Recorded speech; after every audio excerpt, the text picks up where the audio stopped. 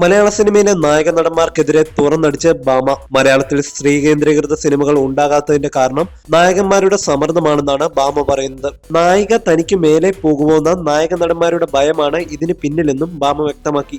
VM Vinu സംവിധാനം ചെയ്യുന്ന മറുപടി എന്ന ചിത്രത്തിൽ നായികയായെത്തുന്നത് ഭാമയാണ്. എന്നാൽ ഭാമയുടെ ഈ പ്രസ്താവനയ്ക്കെതിരെ റഹ്മാൻ രംഗത്തെത്തി. ഭാമ പറഞ്ഞ സ്ത്രീ കേന്ദ്രീകൃത സിനിമകൾ ഉണ്ടാകാത്തതിന്റെ കാരണം നായകന്മാരുടെ സമ്മർദ്ദമാണെന്ന് താൻ കരുതുന്നില്ലെന്ന് റഹ്മാൻ പറഞ്ഞു. അങ്ങനെ ഉണ്ടായിരുന്നെങ്കിൽ മറുപടിയിൽ താൻ ഭാമയുടെ നായകനാവുമായിരുന്നോ എന്നും റഹ്മാൻ ചോദിക്കുന്നു.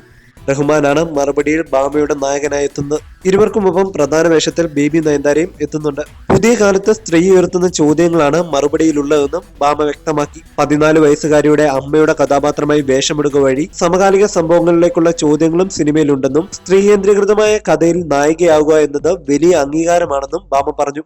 മറുപടി സിനിമാ ടീമുമായി കോഴിക്കോട് പ്രസ് ക്ലബ്ബിൽ നടന്ന മുഖാമുഖം പരിപാടിയിൽ പങ്കെടുക്കുകയായിരുന്നു ഭാമ.